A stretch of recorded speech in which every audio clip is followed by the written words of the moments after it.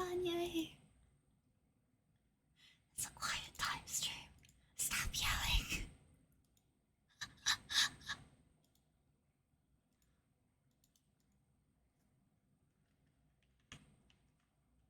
Very quietly typing and posting my link everywhere.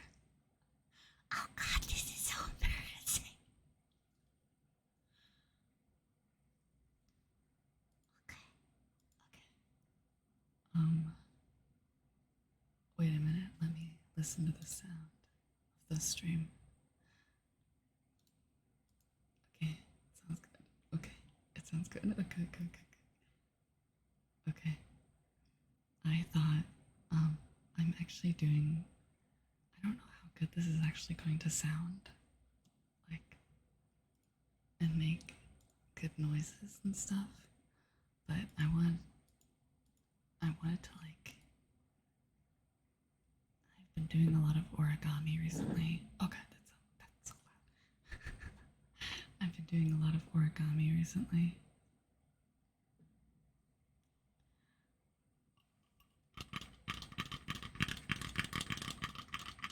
I wonder how loud that is. Oh god, is that loud?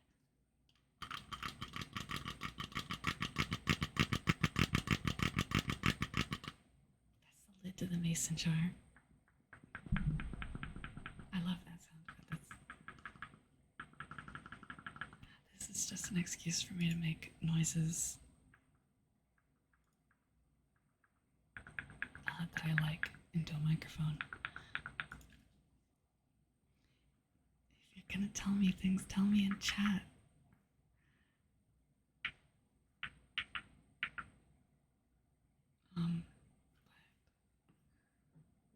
I have slightest bit of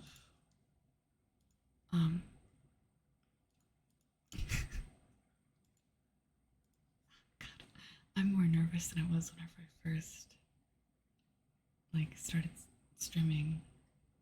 No, there's always a delay. That's how a stream works.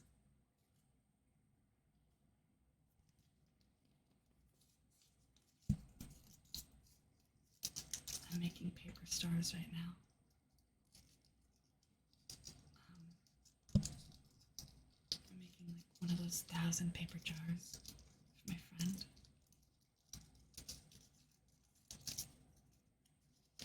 Funny origami noises. But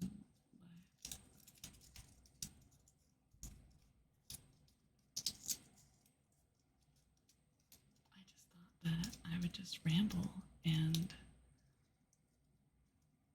make origami stars. You know?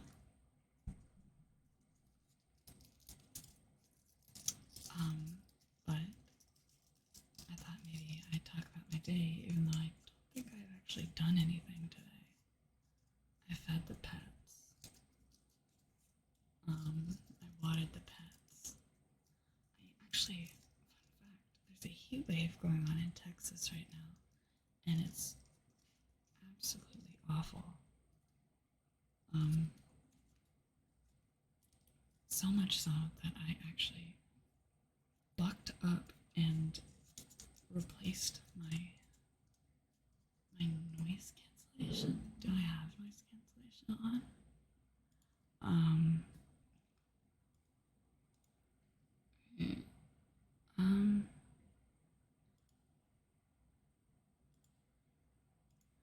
There we go. I have no effects on my voice right now. I have no compression, no limiting, nothing. Hello? Maybe I just need to get closer to my mic. I'm like right next to my mic right now. This is so fucking weird. Oh god. I can't monitor my audio the way that I normally do because I'm normally too loud and not too quiet. So this is going to be very weird for me. 10 out of 10 swallow the mic. Okay, I'm like right in the ear. Like right there. Way too close. I've dropped the entire anime girl voice.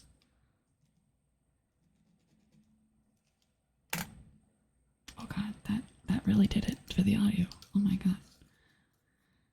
I currently am making 1,000 paper stars for my friend. Because it's their birthday coming up soon. And I want to at least try to make at least some paper stars.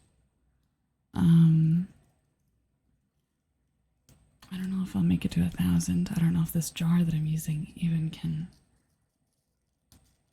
fit 1,000 paper stars, but damn, am I gonna try. I know, right? 1,000 paper stars. It has to do with this old Japanese legend where if you make 1,000 paper stars, you're not getting 3, much less 1,000. But you make 1,000 paper stars, and then those 1,000 stars make one wish, and it's supposed to symbolize all of the hard work that you've put in, all leading up to this one event. And they've done so much for me that I wanted to return the favor of absolute hard work that they provide.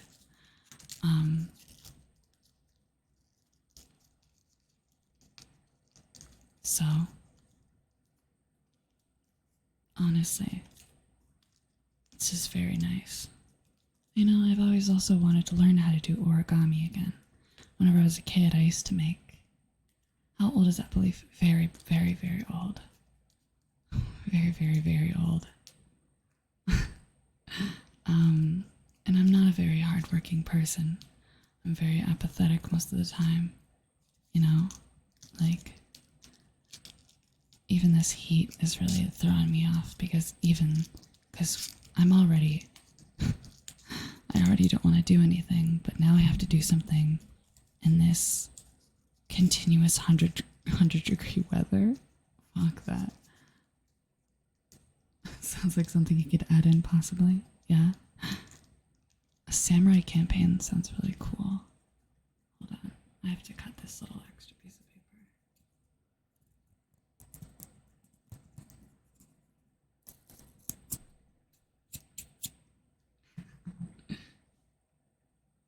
I did that so close to the mic.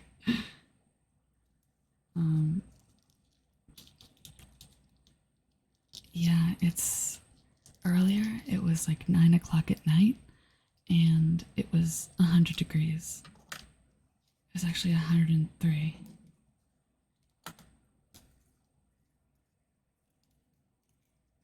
I bucked up, and it was so hot earlier that I just had to keep taking showers because, one, I'm so sweaty right now. But also, I really hope that the voice changing it up a little bit isn't too jarring for somebody who hasn't heard me talk in a lower tone. I know I did a lot of yelling in the Mad Father playthrough, so maybe this would be a little bit more calm, you know, balance it out a little bit. I'm a multifaceted vampire. I've been around for 500 years. I'm older than Vox Akuma. I actually found that out recently. I'm older than Vox Akuma from Niji's Sanji. And I was like, wow, I'm really old. Then the mommy voice. Mommy vampire. Mommy vampire. You thought that I would just do this voice like the entire time?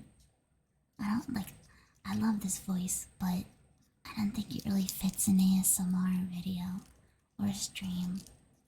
But I know that you haven't watched the VOD for the Mad Father stream, but I'd really recommend you do because it's very, very funny. I actually rewatched it a few times, like just in my pastime.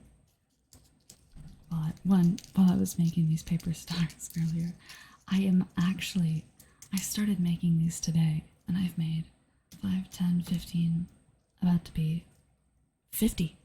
I'm actually about to hit the 50 mark. I made 50 paper stars today.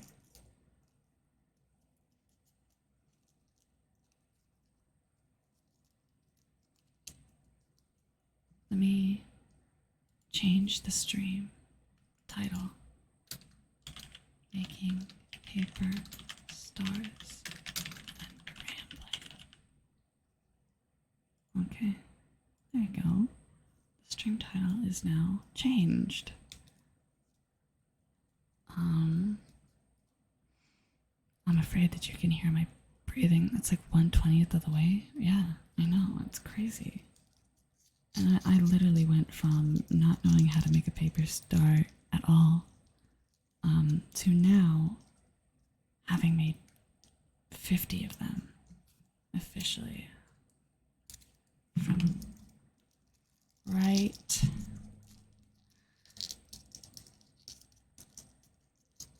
oh god, this is a terrible star. Oh my god. Oh my goodness gracious. Oh my god. There, it's a little janky, but I made it. Afraid of hearing my breathing. I don't like hearing people. I don't like it whenever people can hear me breathe because I have asthma.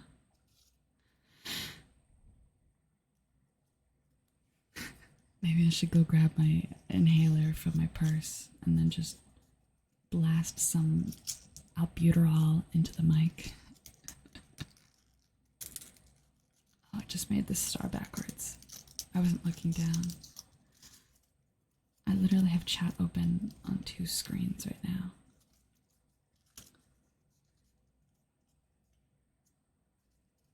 No.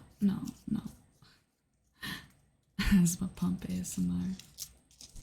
No, but I would definitely suggest watching the Mad Father video since it's very funny.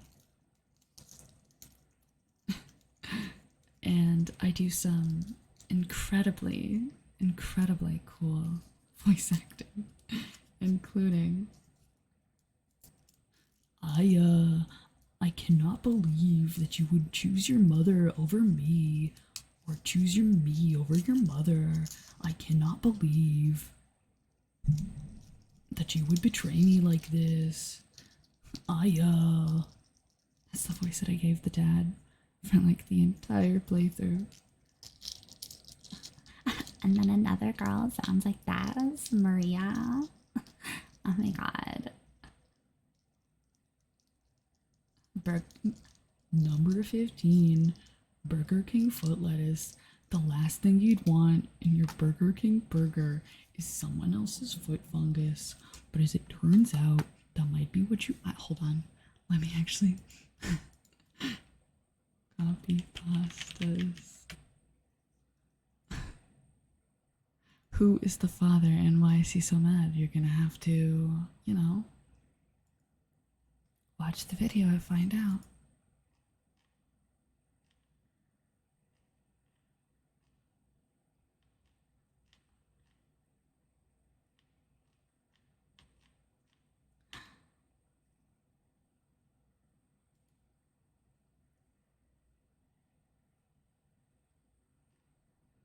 The Fitness Gram Pacer test is a multi-stage aerobic capacity test that progressively gets more difficult as it continues. The 20-meter pacer test will begin in 30 seconds. Line up at the start. The running speed starts slowly but gets faster each minute after you hear this signal.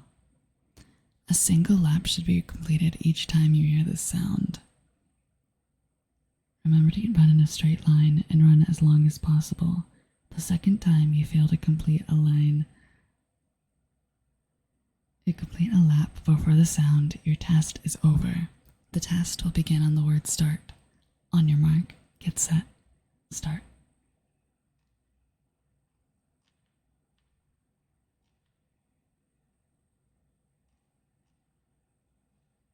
So I got this new anime plot. Basically, there's this high school girl, except she's got huge boobs. I mean, some serious honkers. A real set of pedonkers. Packing some dope on honkaroos. Massive dope on honkaloos. Big old tongera congers. What happens next? Transfer student shows up with even bigger bonkongagoos. Humongous humongalonga congus.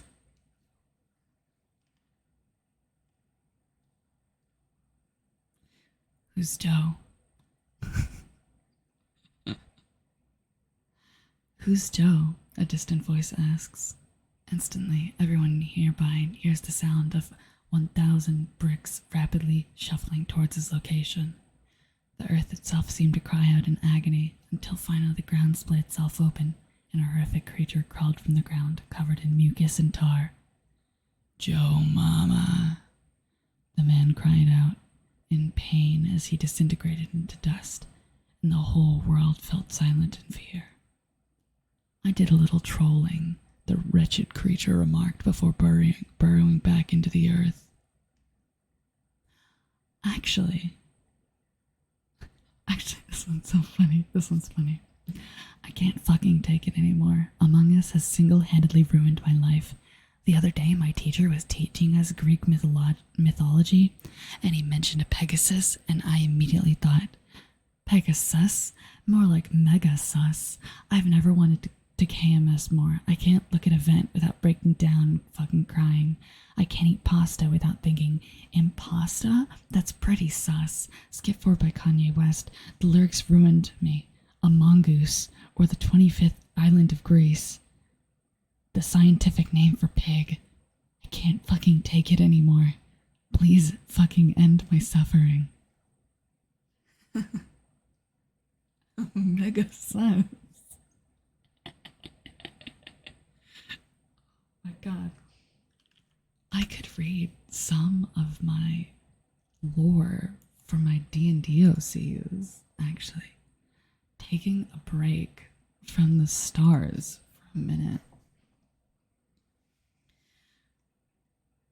Wait, I'm gonna put a little chair behind me.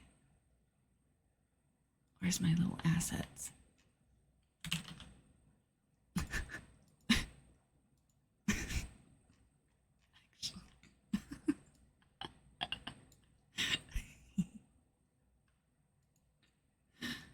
Mega sus. More like mega sus. Yeah, I could read. Fun fact. This is actually what my chair looks like. Oh god.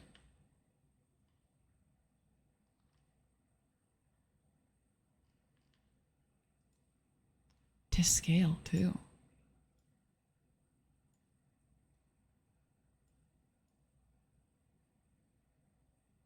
There we go. Now it's to scale. Now the chair is to scale.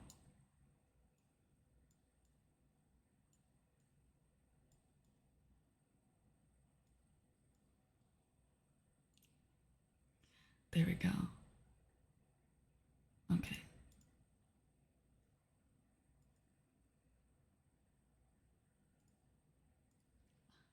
Also, make sure you look below the stream. I have Twitch panels with rules and links and everything like that. Scroll down a little bit. I have my little credits panel, the rules, my specs, which is a work in progress, a little about me, and some links. I actually recently redid my lore for my oldest D&D character, Ash Salius. I might actually. I'll try not to break the rules. Good job. I almost said good boy. I have been infected by too many VTubers. I don't like this. The deep voice changes me.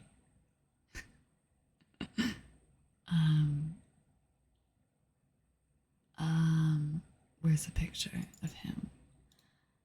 Add image.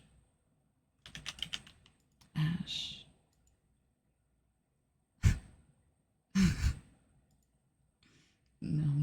repeat it. I'm not gonna repeat it.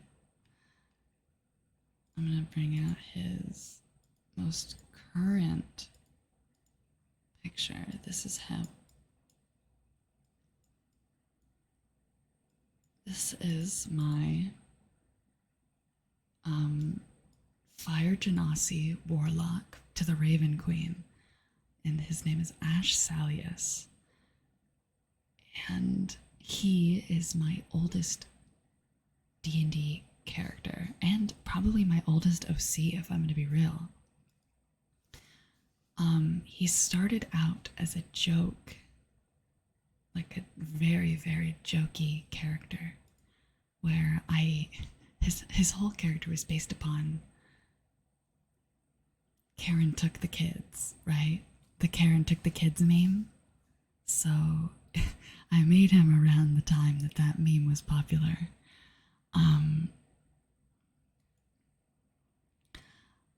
But his also he was based on a Vine where, you know, there's a Vine whenever the guy says,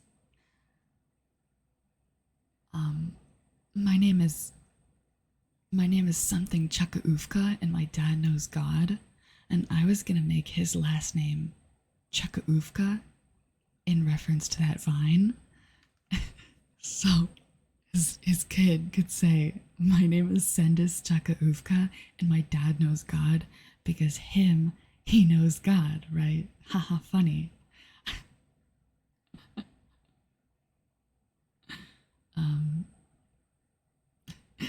It's not funny. It's really not funny, but I thought, and I still think it's very funny. It's lagging. I'm sorry. Actually, I might get up so I can grab a nice ice cold glass of water because my throat is kind of killing me right now. Okay, 1 second. Mwah.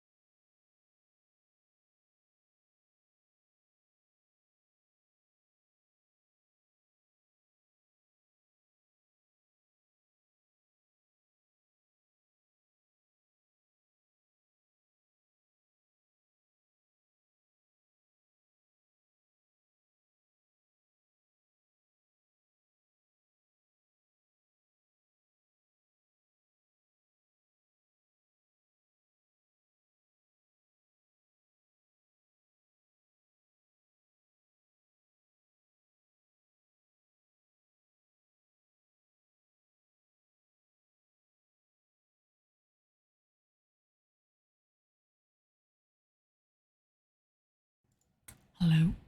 Hello, hello? I'm gonna restart my phone. It might be cellular data. Data? I don't know.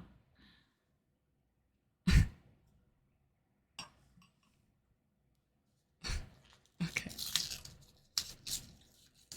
I have to peel the label off of this mason jar. Because of course, I have water in a little mason jar because I am a valley girl, right?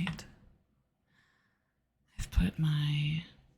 I'll wait for it. I'll wait for my one loyal viewer to get back before I drink my funny water. No, it's not.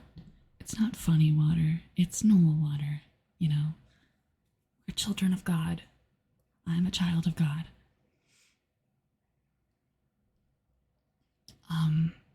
But I also have almonds at my desk right now. I have a big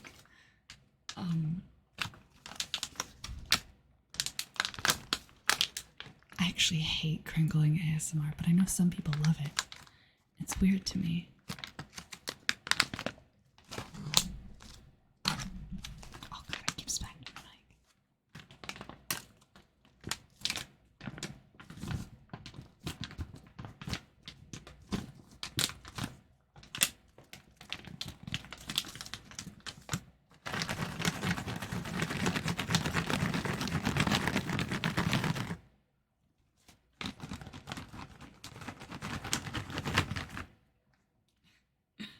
Almond is the A in ASMR stands for almond. It'd be so easy to poison me. I love almonds.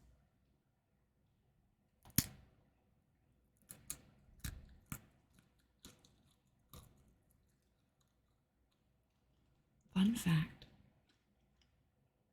I actually love eating ASMR. It's like one of my biggest guilty pleasures in the world. I don't know what it is. I also love mouth sounds. I don't know. It's so weird. I'm probably going to take the chair away. It's a little light. 你可以做得到。How are you? ちょっと先生。状態です。Wonderful. Oh my god. I think the stream died. Yeah, the stream died. Hi. Welcome back. I was doing some almonds. I have almonds on my desk because they're a healthy snack.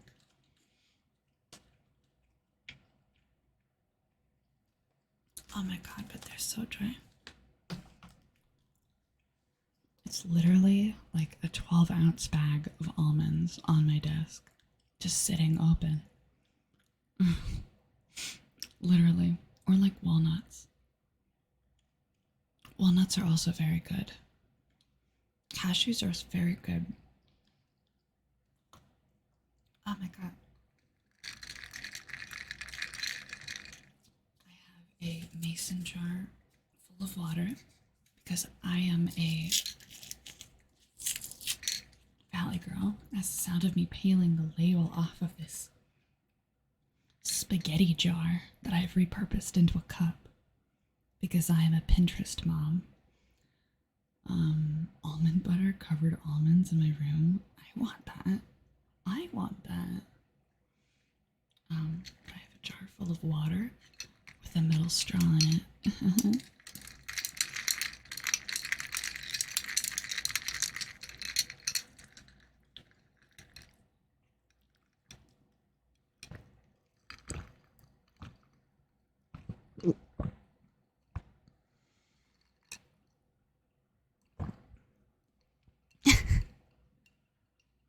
That's terrible. That's terrible.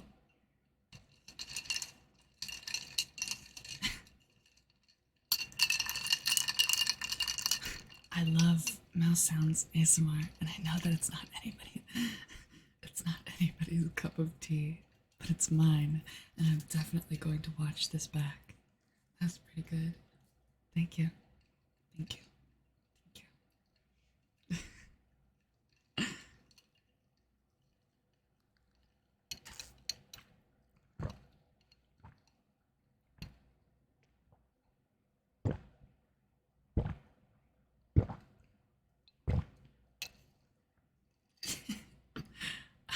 To annoy people in middle school, I learned how to swallow like really loudly.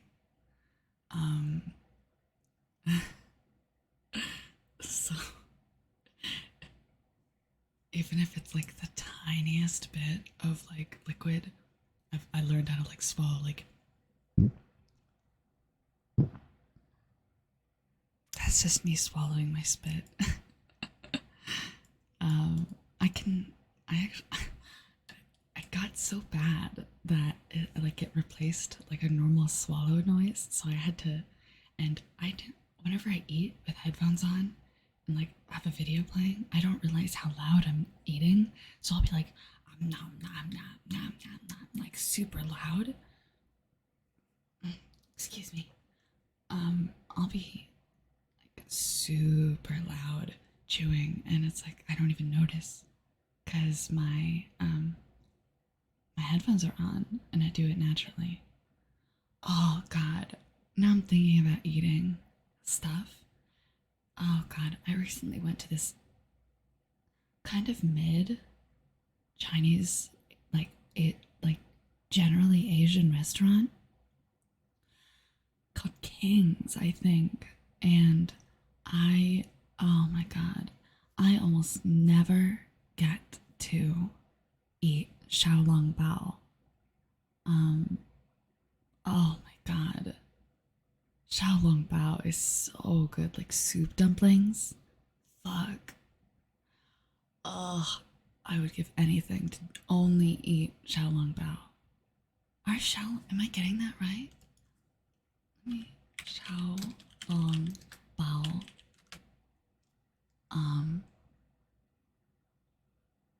Yeah, Xiaolong Bao. Yeah, I'm probably saying that terribly too, though. Let me, Xiaolong Bao. 了解 as well. Oh my God.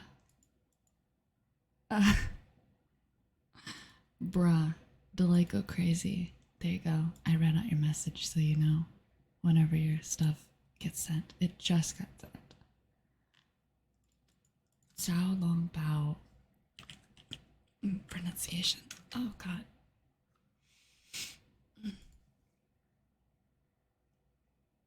Xiao Long Bao. Okay, it's not actually that hard to speak. Okay.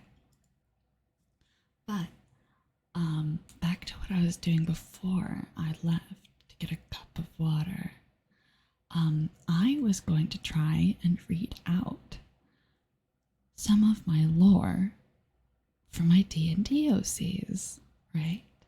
And I have a lot. I have a few. Let me count them. I see it on the screen like 30 seconds later. Normally, the delay isn't that bad, so it probably is you, sadly. I have my dearest Billiam de Noir, who is a dark elf warlock. You're going to notice a trend with my characters. They're all warlocks. They're all warlocks. No exceptions. I have a Billiam de Noir is my dark elf. I think I'll have to check my Discord. D&D Billiam. Okay. Oh.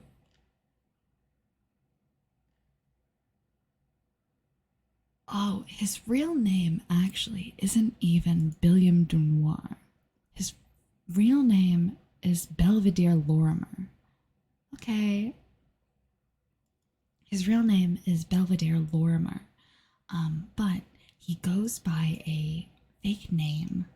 Hold on, let me replace his photo. Let me replace Ash's photo with Billiam's photo. This is him. I'm gonna hop and chat in between. Okay. This is him generally. This is old art. Very cringe art.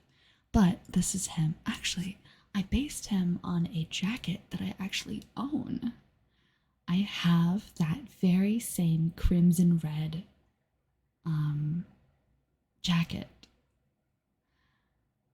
I don't think that I have the same buttons as he does. I think mine are black, but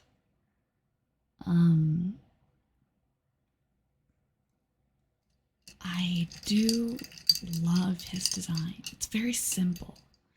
He's got a belt on underneath that is always sort of disheveled and hanging because his waist is very small.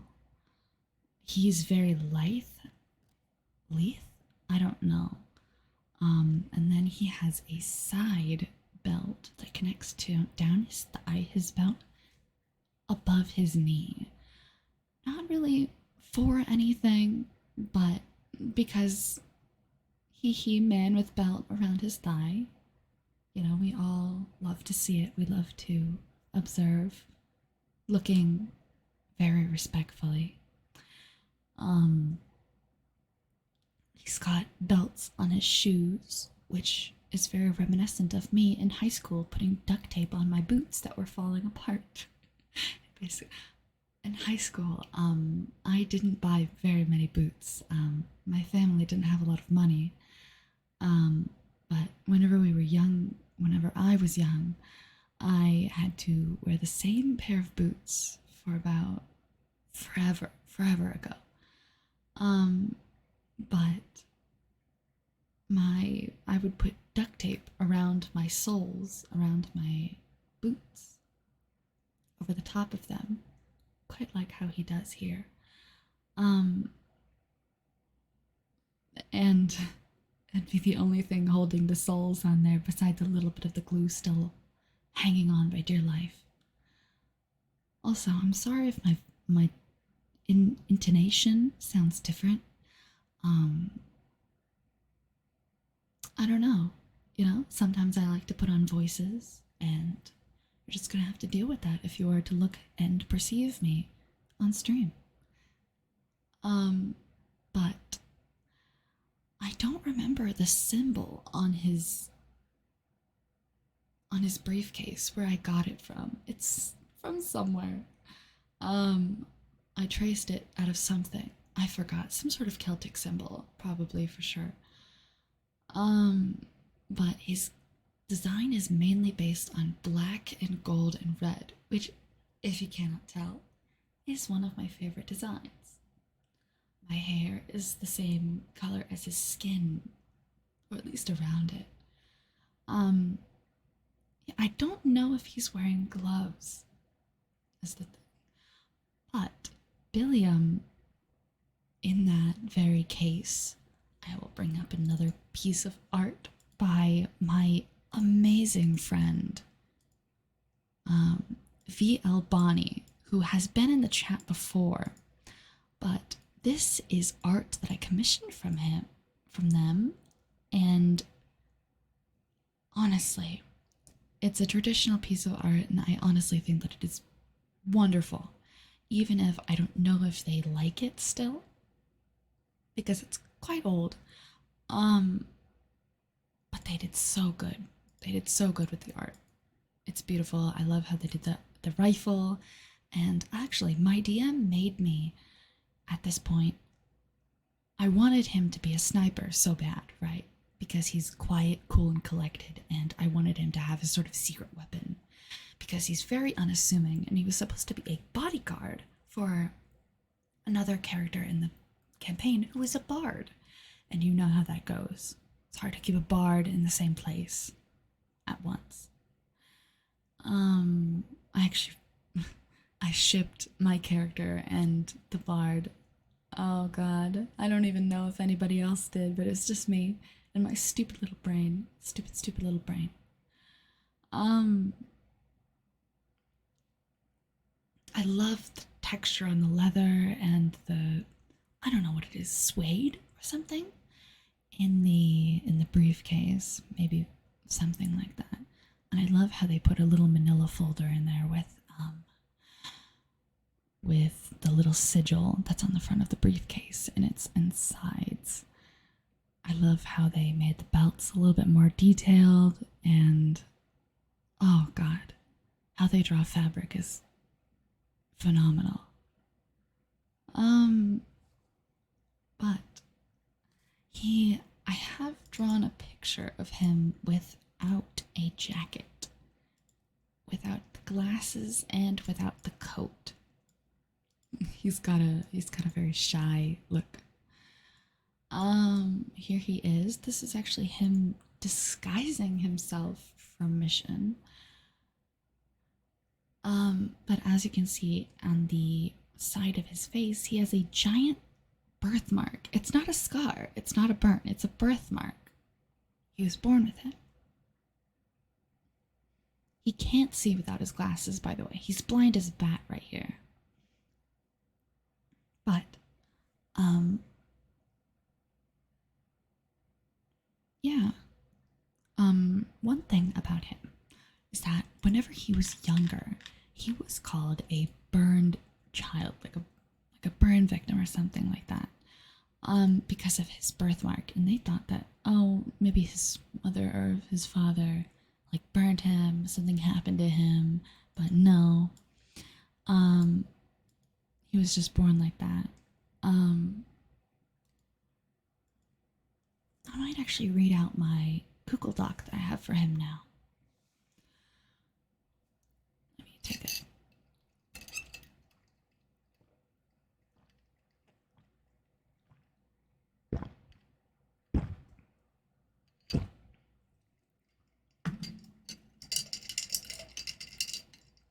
I'm already halfway done with my water.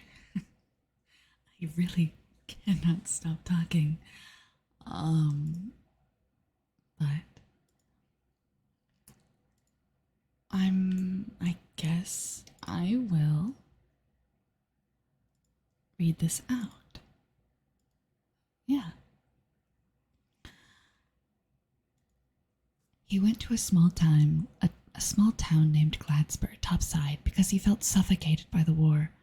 Plus, with his unfortunate lack of magic, there wasn't much work in the first place. He was okay in the beginning, but he was way too trusting, even if he was plagued with misfortune his whole life. He was on a delivery job when the younger wit saw a sign off of the beaten path. Whenever the younger saw a sign off of the beaten path that was along the lines of fortune-telling, curse removal, luck enhancing, he thought, hey, I'm ahead of schedule, might as well. And he went through the path and found the house. This is very, very bad writing compared to my newer stuff. He went inside the house and saw a beautiful woman, he wasn't sure, sitting at the table. He was very unsure of what he was getting himself into, but he's already this far, so he might as well take the dive. Oh, hi, I saw the sign, is what he said, as he was already sitting down at the table. The moment he sat down, he could feel it, the sense of dread weighing on his shoulders as he knew he just made a very, very bad decision. I see you already know what you've gotten yourself into, son, said the fortune teller, the voice now reverberating into his mind. From that point, he blacked out. When he came to his senses, he was basically hanging from a tree outside where the house should have been.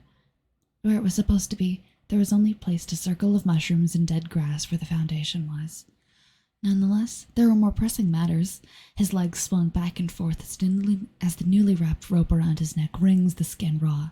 He reaches up to tug at the ropes, swinging to get a step on the tree trunk behind him to alleviate some of the pain. He finally remembers the knife he kept in his pocket, a tool his co-worker insisted on keeping him on his person. He reaches up with one swift cut and frees himself, falling to the ground and immediately unwrapping the rope from his neck. Panting, he looks around to take in his surroundings, slightly panicking still, but still scrambles up to stand. He wipes off his clothes and checks his pockets. Arming himself wasn't an option, neither were his wits, so all he could think of was to run. So he did. He scanned one more time and took off back towards his home, only realizing halfway that he forgot to make the delivery. He mentally hits himself in the head and slows down, now at the edge of the forest and turning to walk back to his work. And then there's a little bracket section that says, no need to write more since he gets fired, and then he has to look for more work. Belvedere at this point was sitting on the street, just finished walking and looking around for work as he lounges on the soft sidewalk. He wore tattered clothes, his hair long and unwielding at this point after not finding work for so long and not having a coin to his name. People pass him by, glancing at him with pitiful looks mixed with disgust. Sighing, he takes to himself to the alleyway behind not to disturb any fuck. What the fuck am I reading? Sighing, he takes himself to the alleyway behind him to not disturb anyone further. He began picking up his things, trudging into the alley as his stomach growled. He looked up at the sky, feeling a drop of water on his head. Great. The already unremarkable weather went from bad to worse as the heavy stench of old wine worried even more rotten in the thin corridor where he sat. Breaking through the volume of the steadily growing rain, he heard a voice. Turning his head, he was met with a hand already forcing his already stretched shirt as he tugged closer to another figure. "Look, it's another poor sod who can't keep a coin in his pocket," said the voice he's much closer to now.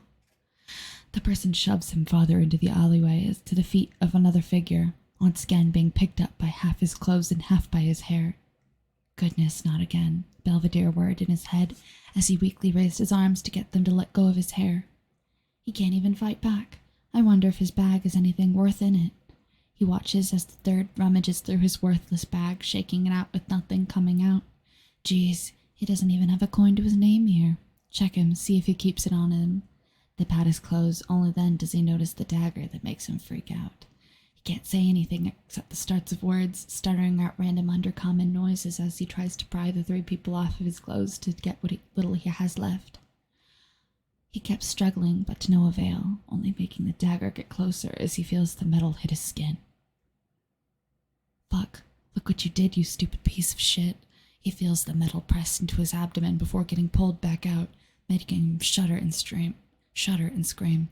He's suddenly released by the two and dropped, hearing them scramble off further into the alleyway. Feeling blood gurgle out of his stomach, he clenches his teeth and presses his hand to his wound. Too focused on his fresh cut, he fails to notice the large figure who stopped at the alleyway right before he blocked out. Surprised to wake up, he jolts awake and sits up suddenly with a gasp and a scream. He scrambles to put his hand on the stab wound when he's met with bandages and the rest of his skinny, scarred chest. He looks around, now not screaming anymore, when he's met with a young girl with a turned-over chair he probably fell out of.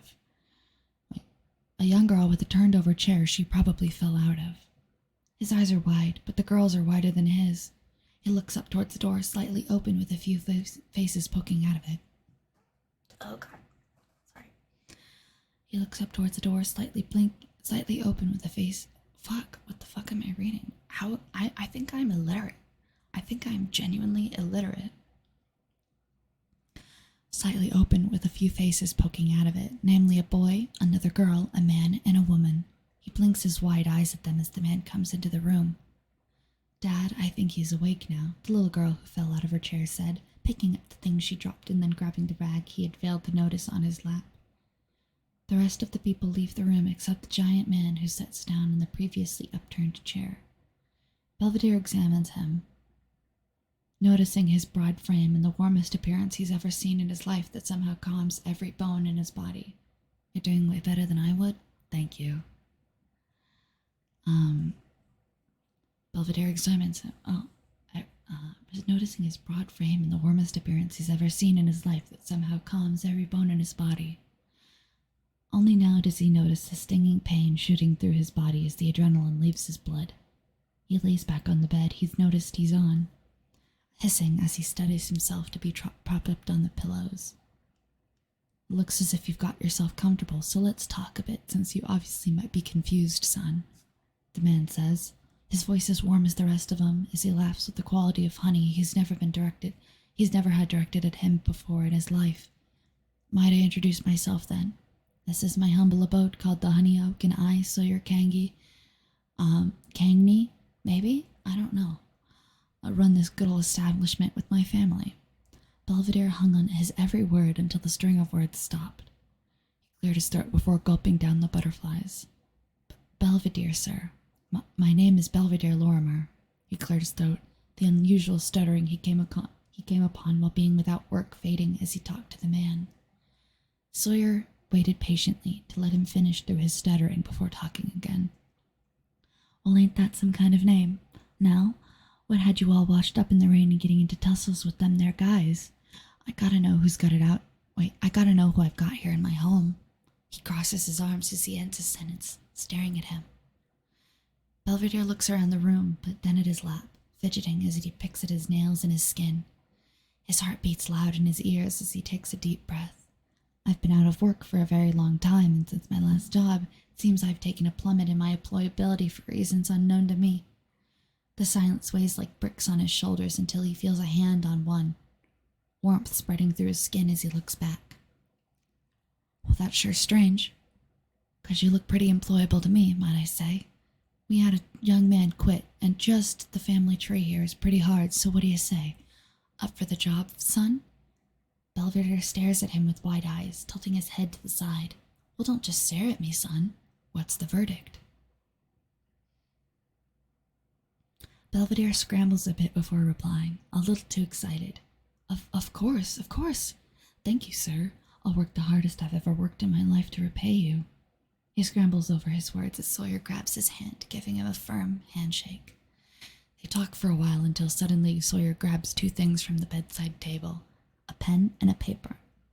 He offers them to Belvedere before speaking. Here, show me what you can do, son. Write your name for me so I can put you in the log. Belvedere takes the paper, a book also given to him to press on it. He writes it down in very neat handwriting, showing it to him. Sawyer looks at the writing with a squint, taking it for himself and writing something down below it. Here, if you don't mind the nickname, this seems easier to write for the folks down here. He hands the paper back to him and reads it. Billiam de Noir. He smiles as he reads his handwriting, much more smudged and blocky than his. Billiam de Noir. I like it. I don't mind this name at all, he says, looking back up at the man who's just turned his life around in a second.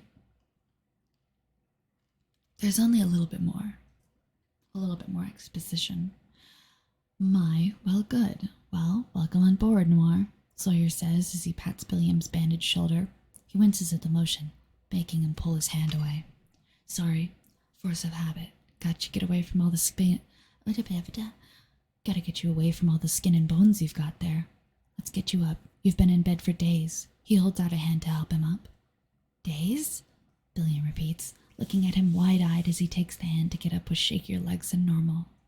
Course, son. You were already in rough shape when we found you. Thank goodness we got an old family friend with a little bit of that mumbo-jumbo. She helped you right up. Billiam takes a step on the hard floor, realizing he's in some very large clothes and not his tattered ones. Thankfully, the belt holds them up, but unfortunately, neither of them were holding him up as he crumbles to the floor. Darn thing. Let's get you back up here, Sawyer says as he hoists Billiam back up effortlessly and hooks his arm under his. You're like as light as a doll like this. Let's get you a move on and a hot meal. They go downstairs and are met with his wife, children, and a meal at the bar. Sawyer sets Billiam down on the chair in front of the food and gestures for him to eat, which he does immediately. It's delicious. Looks like you've got a healthy enough appetite, he says to his wife. Well, while you're eating, I'll introduce you to my family. He puts his hands on his wife's shoulders. This is my wife, Eileen. He then picks up the two youngest. These little twin runts are Nicolette and Angus. He then gestures to the girl who is taking care of him. And this one is Lydia. Don't mind her. She's just a little bit She's just a little bit moody as the oldest, but she can sure pack a punch, so don't try anything. Sawyer laughs as he finishes introducing the cast. He sets the twins down. And that's it. That's all that I have written for William. I could probably write more for him, but, I don't know. I like watching my eyes blink one at a time.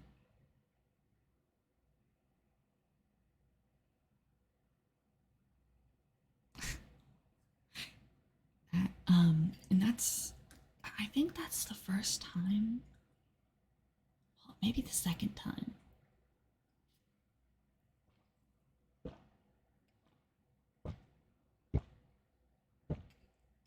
that character. I think the first time. Wait. Let me get out. Well, for a D&D character, you know. I'm probably gonna end up reading a bunch of my. You can call me Diesel. If you actually read the rules, you'd say at the bottom that you can call me anything you want. Not by my real name, of course.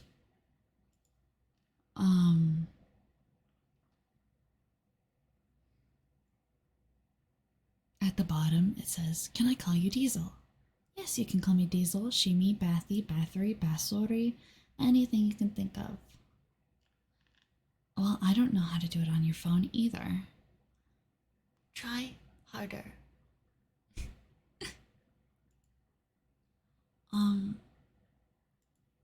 Oh my god. Actually, this is an old one. I might read it. See in a rules section? Keep scrolling.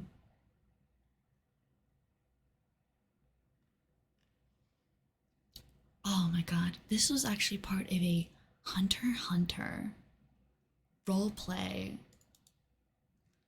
Come to think of it. Let me get rid of him. Oh my god. Oh my god. Actually, let me see if I can take a screenshot of this. Put it in my downloads. Say goodbye.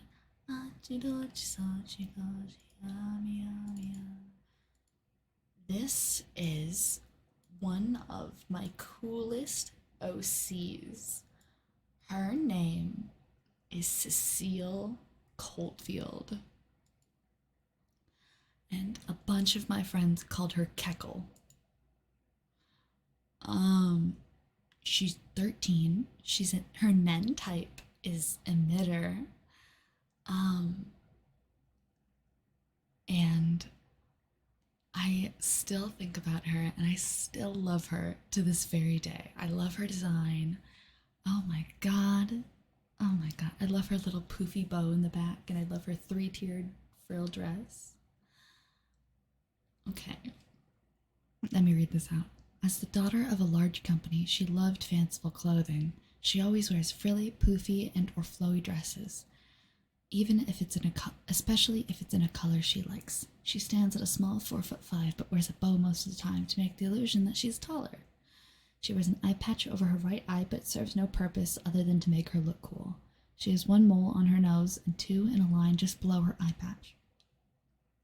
Her hair is a dark raven that puffs up at the ends, framing her face even rounder than it already is. She has a soft resemblance to a porcelain doll, making her slightly off-putting to her enemy even as she points a gun at them. Her name is Coltfield because her dad owns a gun company. Her personality. Cecile is small in stature. Her attitude and whimsical retorts make up for her unintimidating size. She loves to retort and make fun, making her seem a bit high-strung, but don't worry, she is. She holds herself in high regard, her ego twice her size to make up for her height complex. She is seen as a child genius, but the way she presents herself makes it all in vain as people don't take her seriously. Although, despite the way she looks to others, her planning skills and ability to be so detail-oriented is incredible. If only she didn't use them to play pranks. Also, in this, roleplay thing, you cannot... Okay. Let me read them out. Number 1. Please be respectful. Please be nice. Please do not do things/say things that are very NSFW. We are nice and say so here. Please don't make fun of anyone's interests in chat. You know better. Cringe is dead. It's completely okay to correct me. Please help me out since I'm new to this. And those are my rules.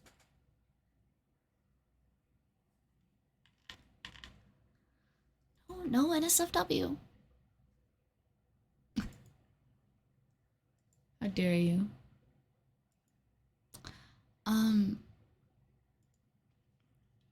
but she's probably one of my. No, I mean, like, don't make fun of my interests or anybody's interests because, you're literally watching an anime girl whisper into a mic, a 500-year-old anime girl vampire whisper into a mic at, like, midnight. Okay. But to continue this amazing OC of mine, her backstory is she was born as a daughter to a businessman in charge of a major gun company in Japan. That's what they call. That's what they let me name it. Cecile, from when she was born, was always surrounded by guns. She would always be interested in her father's work and spoiled rotten. Every day she could learn a new thing about guns and it exhilarated her. Her mother was a blacklist hunter, so her parents were a match meant to be. Her mother had to retire from being a hunter to give birth to Cecile, so along with her knowledge of guns, her ability to solve crimes from talking to her mother was impeccable. She was known as a genius child by many, a cursed murder child by more. She was shunned and turned to a life of isolation. Instead of being discouraged, she began to work and study. She graduated early and immediately began her life of becoming a hunter till she reached her goal, becoming a blacklist hunter, just like her ridiculed mother.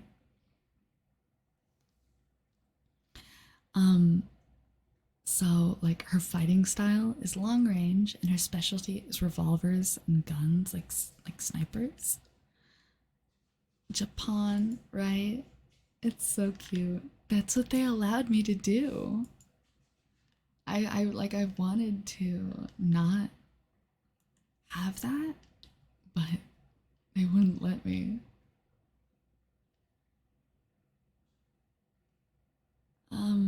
I'm trying to see if I have more sort of lore stuff.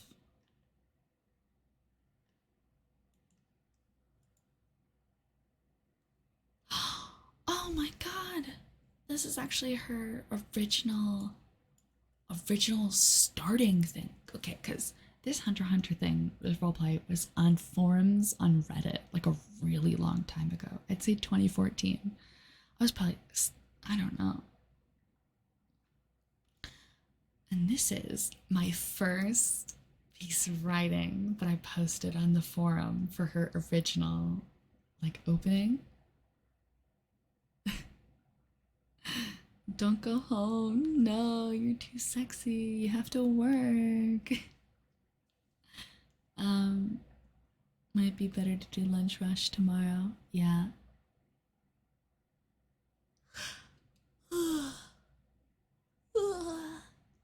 Excuse me. But this is my first piece of writing that I posted on the Reddit forum. Okay. A young lady sits delicately in a carriage with a cup of tea and her confirmation letter in her hand. Across from her is a butler to escort her, her parents wanting her to be safe at least. Reading the letter for a 10th time, she excitedly reads her name as it's written on the line, Cecile Coltfield. She hums as she hands the letter to Prescott. Her expression turns up and looks to the side, the window open to see the landscape as she travels upwards to a town. She picks up a large rifle beside her, custom built for her and custom built from her dear father. She turns forward out the window to the front at the large beast-like man pulling the carriage instead of a horse. He said his name was Veer Long, a strange name from a strange man. If only that man hadn't taken a chunk out of the horse. She speaks in a soft, dainty tone, constructing the bizarre words coming from her mouth. Like, I think that's supposed to say contradicting. The bizarre words coming from her mouth. She sighs and sips her tea, hoping the man has some kind of directional skills. This man might be more efficient than a horse, she thinks, gazing up as she realizes she's too close to the town.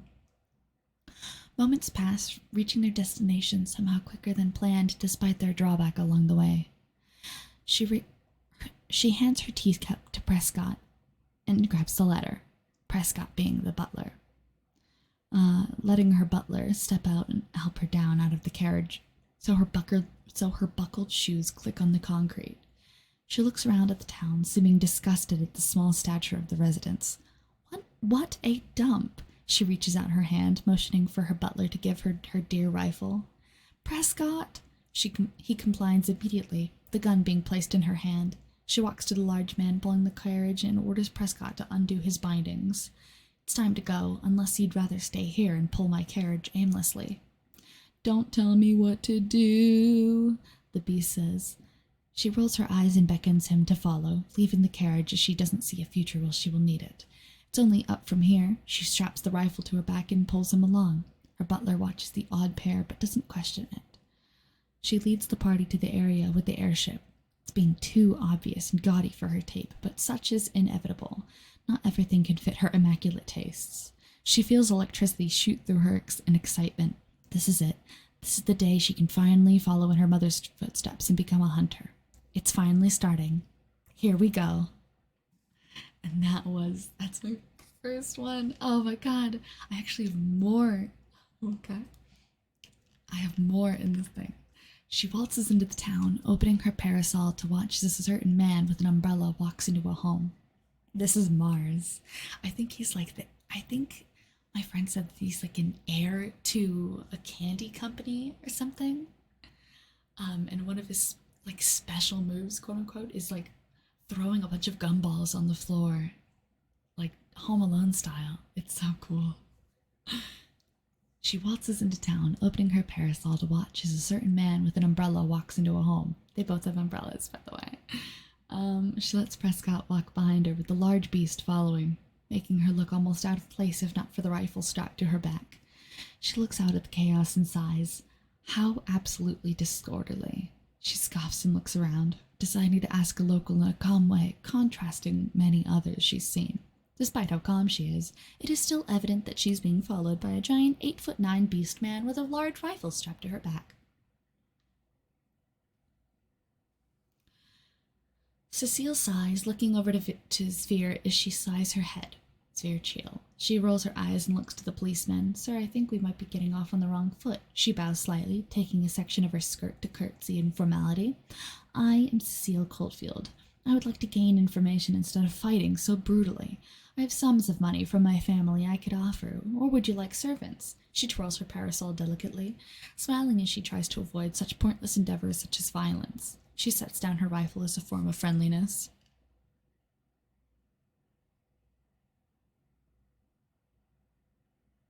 And then he says something, and then I replied, Cecile smiles and nods at the policeman. I could see so. I only wanted to find out the way to get a ticket, but it seems the others have different, less civilized ways of getting information. Do you know how to get a ticket? I meant to ask the first man, but then this happened. She sighs, shaking her head. She rocks on her feet, getting impatient at all the time this took. And that's all the information I have of her. Oh.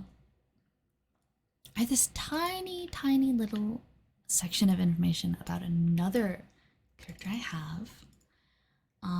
I don't actually think that I colored his image. But honestly, I don't think I ever colored his image. But honestly, I don't even know if I want to color it. I want to just leave him monochrome.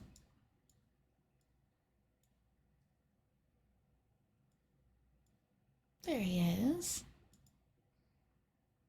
This is Elaine Thorne, I think.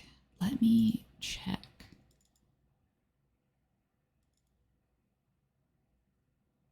My scrunkly, scribbly, doinky, bipsy, tootsie, badoinky, tinipsy, bit bop boppy, goggy, stinty, scruggly, dunky, big, badointy, stokely, scoopsy, gadoinky, pipupsy, to tootsit.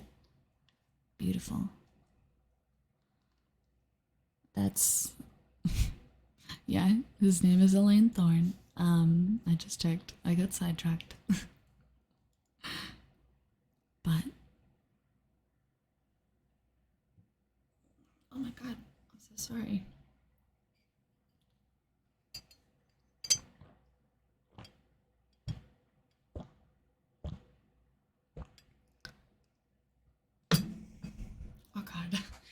so loud. I'm so sorry. Elaine is a widow who killed his husband and then killed himself after realizing what he had done. His family was seen as the perfect family. On the outside, it was all white picket fences, but behind the doors, his husband was neglectful and spiteful to him and their son.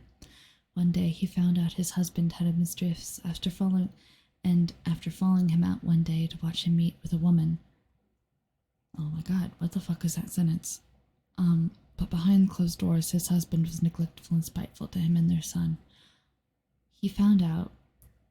One day he found out his husband had a mistress after following him out one day to watch him meet with another woman. By the time he saw his husband come home, he was waiting by the front door with a knife. After he killed his husband, he was found by his son while standing over the body with the knife. He told his son to call the police, and he stumbled outside their house covered in blood, waiting for him to arrive, but right before they could get him, he ran away from them but as they were catching up to him, he stopped, turned around, and thrust the knife deep into his chest. He turned it, grinding his body inside with the sharp metal to make sure it does the job. They end up leaving the body in the woods, finding the mess back at the house and the son more important. After many years, he awoke in the same woods he was killed in. He knew he was dead, but did not know anything else besides the fact that he had a son and a husband, but he had lost something in himself. He became naive, floating and dancing across the dark woods and greeting any mortal soul who dare comes to tread deep into the woods that he haunts. His blood still stains the occasional tree or blade of grass after it drips from the very wound that caused his death. He greets every person who comes near, waiting for someone to stay and keep him company. I wanted to have an urban legend type character. I was obsessed with crazy race characters, right? I actually asked my DM to help me with a ghost race character because I was so obsessed with it. I was like, I could totally make it so that there's this cool ghosty character, right? Another one that I actually had in the same campaign, this was actually Elaine as my backup character, but since his lore is so nondescript, was actually a backup character for a character that I did not want to play. Honestly, I was so bored. But his name is Kane Homewood.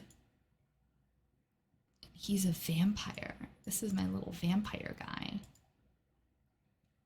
His name is Kane Homewood, spelled K-A-N-E. No, K-A-Y-N. Yes. K-A-Y-N. Homewood. And he is a vampire.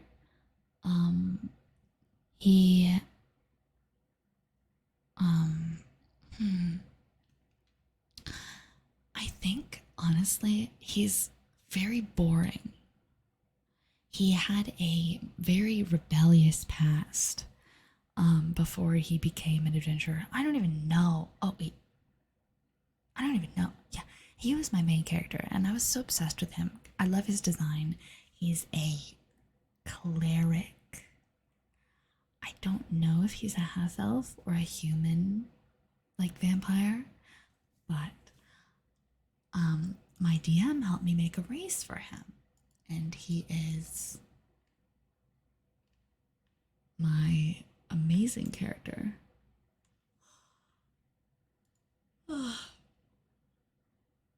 But vampire cleric, right? I wanted to have a vampire priest, and I was so obsessed with it.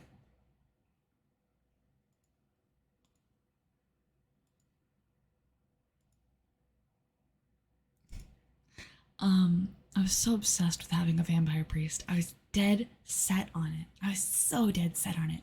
We actually all had sort of similar edgy characters in the campaign, and we didn't even know. But he was very... My main character's brother is a vampire. I still need to give him a badass name though. Have the whole concept. You should name him Among Us. Sorry, just felt like it. Anyways, hello there. Probably not a good way to introduce myself. Among Us. Among Us. Among Us. Us Among Us. Pog, sheesh, pog, pog, pog, pog, pog. Pog, pog, pog, pog, pog, pog, pog, pog, pog, pog, pog, pog, pog. Hello, Banus Dom. You're a first time chatter. Hello, Kon-Bathory. This is my ASMR stream. I am Shimi Bathory. Welcome to the bloodbath. No name. You should just name him Kane. You should name him Kane as a funny. It is a 10 out of 10 intro. You should totally name him Kane. That'll be a little nod. I mean, it's a good vampire name. Kane is a good vampire name. I'm actually, I'm really proud of him, but he just doesn't have any room to, develop or grow. He's just sort of sarcastic and sort of a straight man character. Like, why are we doing this? Why do we need to do this? Why can't we just do this the easy way? But everybody else was like, I want to do this the hard way and everything like that. But he actually had a lot of useful things. Like, should I name him Kane because I'm able to?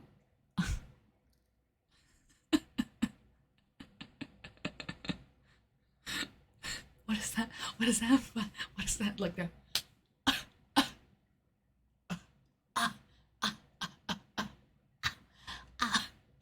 Wait a minute.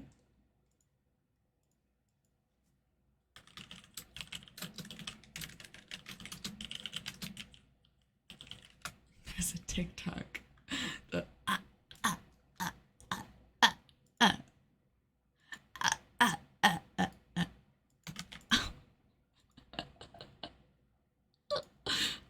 Oh no.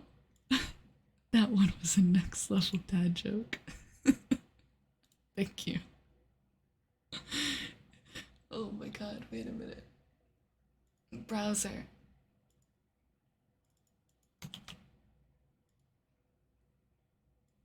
Oh god. Oh, wait.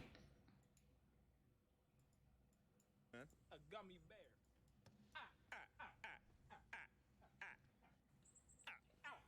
What do you call a dinosaur with a great vocabulary? What? A thesaurus.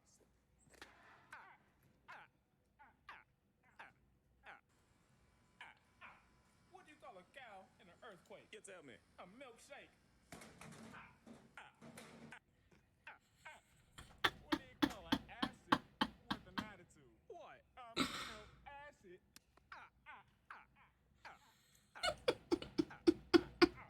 What do you call two guys from Mexico playing basketball? I don't know. 1-on-1.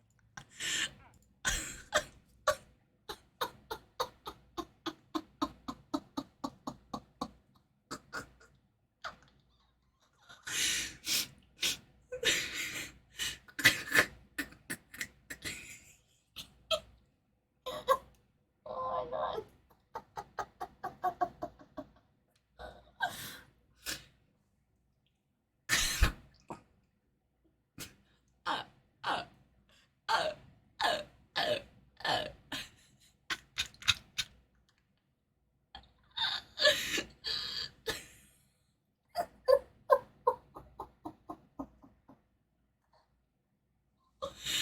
I can't believe this.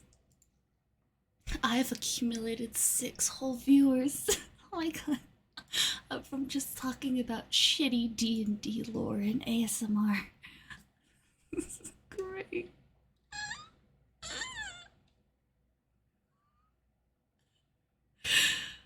Oh. Okay. Back to ASMR D&D talk.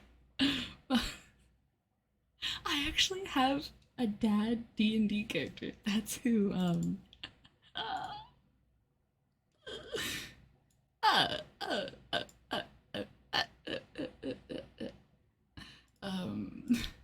that's who this is.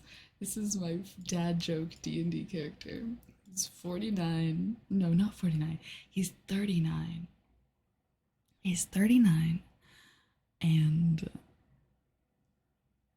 he is also 5'11", and he has a complex about his height. He's like, I'm totally 6 foot. I'm totally 6 foot. But he's not. He's 5'11". But he also has like a thing about his age. He's like, dad voice. Well, I'm not 40 yet. Ba-ba-ba-ba. You know? And he loves to talk about how back in the day, I used to be such a playboy back in the day. Going to him, well, I'm not 6 foot. It's okay. Maybe if you stand on your tippy toes a little bit, you can be a little bit taller.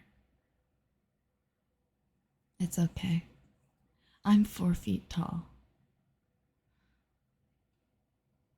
If I were to make this accurate size,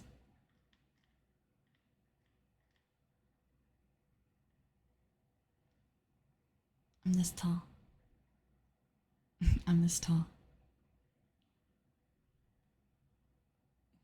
You actually have stilts? Bet. Send me a picture. Send me a picture. Do it. Do it. I dare you. Bet.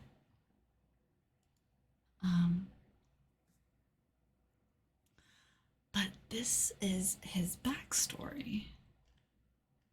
Can you confirm that last one? What do you like? What do you mean, confirm that last one? I'm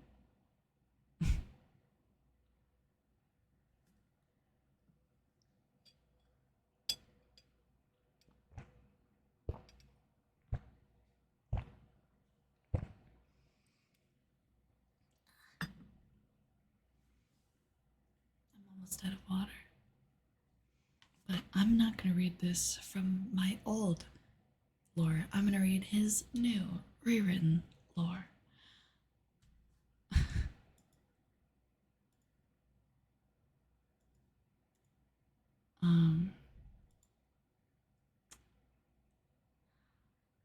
Actually, I didn't get a picture of him on his stilts. Rip. I don't believe him anymore. I still don't believe him.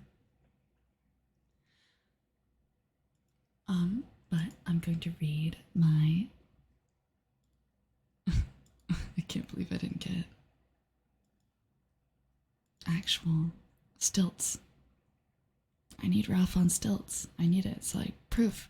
And until you send me a picture of you with you, I saw on DMs. Until I get a picture of you, an actual picture of you on stilts, I don't believe you. I do not believe you.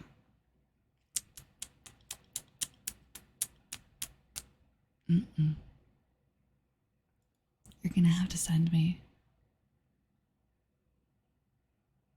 an actual... Oh, actually me being 4 foot, I'm just 4 foot. I'm a tiny little vampire. I'm a tiny little 500-year-old vampire. I'm just a teeny tiny little vampire. Watashi vampire. This. Might be 3'11", low key. Actually, I might be 3'11", but I'm 4 feet tall. I'm 4 feet tall. I know, because I laid down on the ground and I had like a measuring tape. So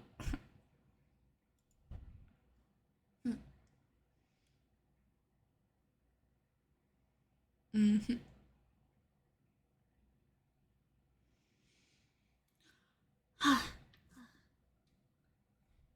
to breathe a little bit from whispering so much. But I'm just a little vampire, you know? I'm just a little me. But as I was writing this backstory, I was listening to, what's that song? What is it? The Wanderer by Dion, I think. I have like a whole playlist. I am hydrating. I have a whole cup of water next to me. I have, in my playlist, I actually have a lot of like character playlists Like in Ash's playlist, I have Johnny Cash, The Animals.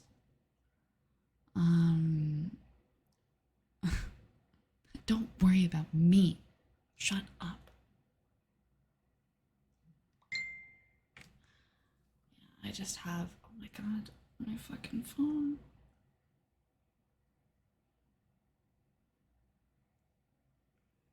I forgot to mute my phone before I started streaming. Oh god. How's my finger? I'm like popping my fingers and cracking my knuckles right now.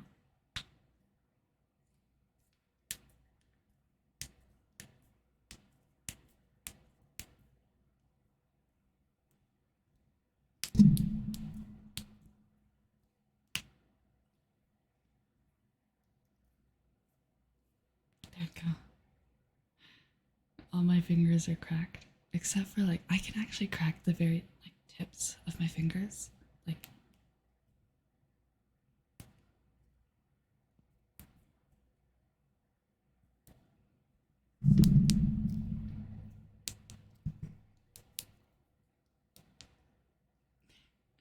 now my entire fingers are popped and cracked and ready to game.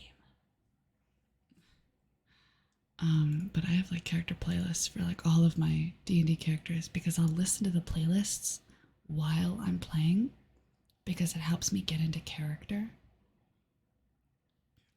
Oh, by the way, all of this character art, unless specified otherwise, is drawn by me.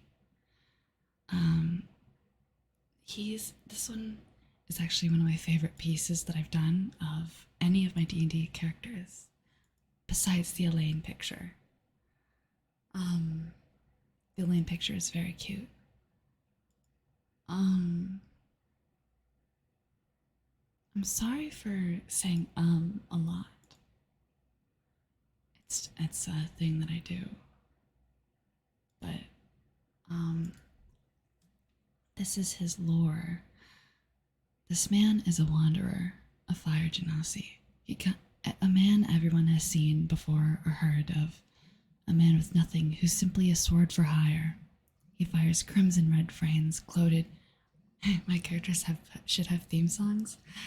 They kind of do. I have a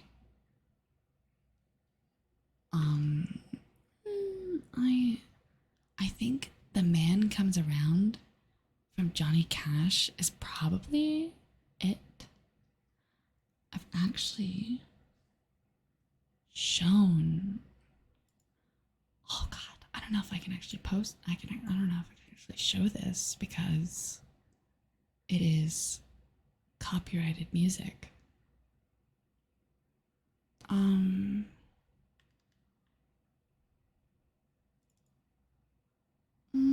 I'll just upload it. Go home respectfully. No, you have to make money. Yeah. Oh no. What is the esoteric question, Game Master me?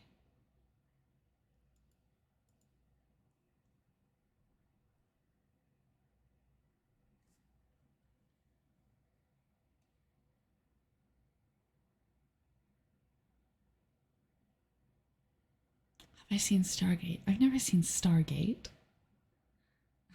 I don't watch sci-fi. Look at me. Look me in the eyes and ask me if I have seen Stargate or watch any sort of sci-fi.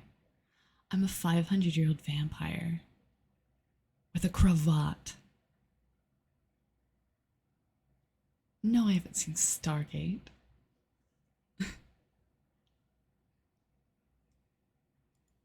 Ooh, okay. Gotta fill the time somehow. GG's. This man is a wanderer, a fire genasi, a man everyone has seen before or heard of. A man with nothing who's simply a sword for hire. He fires crimson red flames coated in jet black sin from his palms, purifying those who dare slander the only thing he has left, his name. I wrote this 2 days ago, I think? Yeah. Ash Salius. Legend says he used to live at the end of the land in an old peaceful village named Stoneborough. The old streets were cobbled and full of life. The market was always covered in those who simply wanted to give back. Despite it all, nothing would have been able to change its fate of being burnt to the ground. Now don't go assuming the fire was his fault. It couldn't have.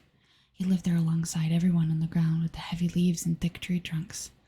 It was at the edge of the Elven district, yet they treated Ash as if he and his wife were those of his own. Loaths of their own. They had a quaint house. Folks said it always smelled like books and always heard the happy chitter and laughter of their two kids, Idris, 5 and smart for his age, and their rambunctious little Sendis at age 8. Idris looked more like his half-elf mother, Erin, Sendis looking like her father and getting his bright red curly hair. They lived together and thought they could take on the world, that is, until a horrible omen washed over Ash. It was a sunny day, strings of golden light shining through the ceiling of leaves as he walked across the cobbles. He carried their market products, mostly ingredients for tonight's dinner.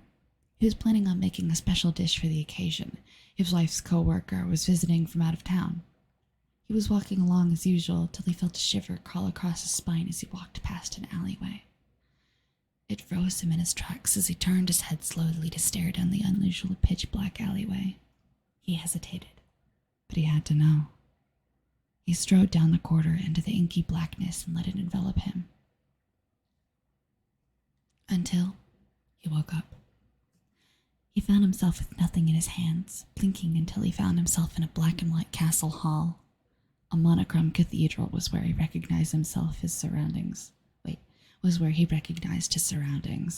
Gasping in a breath he didn't know he was denying himself of. He looked around, eyes trailing forward up the purple center carpet past pews to notice a woman draped in layers of transparent fabric that scrunched up to become opaque. Her body seemed normal till her neck, where it dripped thick ink where her head would be. Instead, a massive, rotting raven head replaced her own seemingly human one. It wasn't a mask. He could see through it. Despite the grotesque image in front of him, despite the continuous cold shiver that replaced his normally warm center, he felt calm. He couldn't help but stare at the woman in front of him, frozen in fear in front of him, but just enough determination to ask, "Who? What are you?" The silence was deafening. Her head creaked towards him, the sound unlike a gargantuan wooden door, hinges groaning until her vision focused on Ash. "How interesting," was all she said, her voice omnipresent as it echoed through the large cathedral and through Ash's head. "I thought I asked for a hero, not a house husband." She continued, only for a dark chuckle to immediately come after her words. It felt as if she was mocking him, but he couldn't refute. My, you poor little man. I do not envy what you will lose." A smile hangs on her every word. "What do you mean?" Ash spat, stepping forward only to be denied by chains and iron cuffs he only now noticed around his arms and ankles. Lose? He feared the worst. His family? His children? His wife? More laughter erupts from the women. You will know in due time, boy." She pointed a clawed finger at him, nails sharpened into points. "Though, if your soul is strong enough, you might save them. So interesting," she mutters, her words grinning down on every drop of sweat that beads on Ash's forehead. "I said, who are you?" he demanded, fear shaking his cords as he did, but he stood strong. His face felt hot from anger, skin glowing a hot red as it cuts through the cold monochrome of the halls. She put her hand down, almost seeming impressed. Almost. "And who are you to demand my name?" She speaks darkly, challenging his own tone. "Ash Salius, the house husband, in your words." He glares back, living up to her challenge. She goes quiet, almost determining if he deems worthy, eventually settling back to reply. "I am the Raven Queen I rule over this domain that you have stumbled into. She chuckles and looks at him up and down. And I think you have seen too much. I am only here to collect. She shifts in her seat. Soon there will be a terrible event that will wash over your land. Suddenly, ash is lifted from the ground, dragged above the carpet to stand at her feet, only emphasizing the absolute size of her in comparison. She leans over, her massive hand grabbing him by the chin.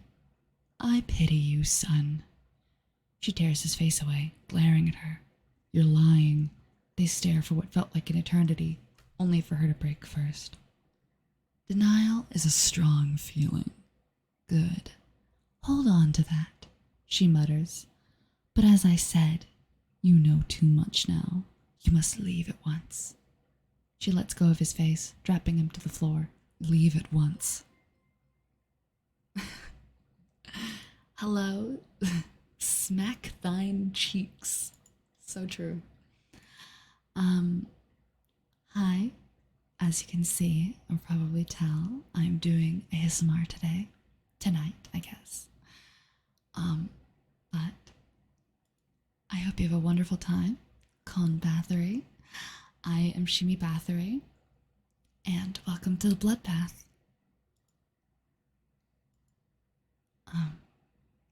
I am reading out my OC's lore today. Mainly my D&D characters. Right now I'm doing my Warlock of the Raven Queen, Ash Salius. He's a fire genasi, and you can see his portrait on the side there, drawn by me. I encourage you to stay and have a nice night. Maybe even relax a little bit, grab a drink, chill out. And that includes everybody who's lurking or talking who I haven't rated yet, because it might say that you are not a first-time chatter for some reason. Or I didn't see it, which I'm very sorry if I haven't seen anything. But denial is a strong feeling. Good. Hold on to that, she mutters. But as I said, you know too much now. You must leave at once. She lets go of his face, dropping him to the floor. Leave at once. She snaps her fingers and he finds himself on the sunny cobbled road. It felt like a dream. He wasn't sure even if he knew it was real. But what he knew is that he had to protect his family. He hurried home faster than usual that night. That day, I guess. But that is my favorite. That's my favorite and probably one of my oldest OCs. This next one is another OC and D&D character who I hold very, very dear to my heart. His name is Lorelei, and he is a little shifter cat boy. You know, normally I'm a very big advocate for dog boy supremacy. Dog boys are always much better than cat boys, in my opinion.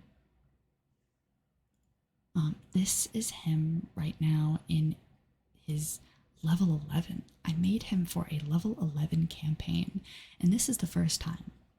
By this point, I was the max level I'd ever played in D&D is a level 5, right? But the problem is that I really wanted to play in this campaign. I think it was running a one-shot, right? Something of a dox. I forgot what it was since it was so long ago. Probably like maybe a year. But he really expanded my impression of generally branching out with my D&D characters and making them more cool, I guess. More,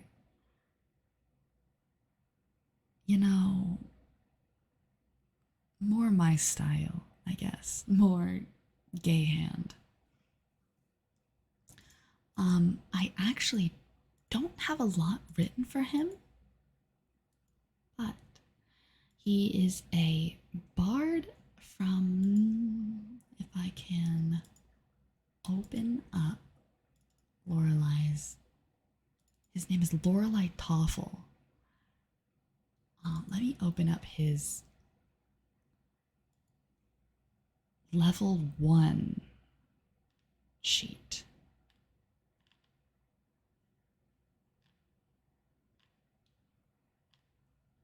His background is a gambler. He's a bard, and he has the College of Lore, which I do not understand a single bit. To be honest, I still have no really idea how to play a bard, but you know, I thought it would be fun. You know, I actually unintentionally based his design off of a Neko Atsume cat named Pepper. And this is actually my favorite cat from Neko Atsume back in the day. But I based him essentially like this is what he looks like in his cat form. And I think it's very cute. I've drawn so much art for him. So much.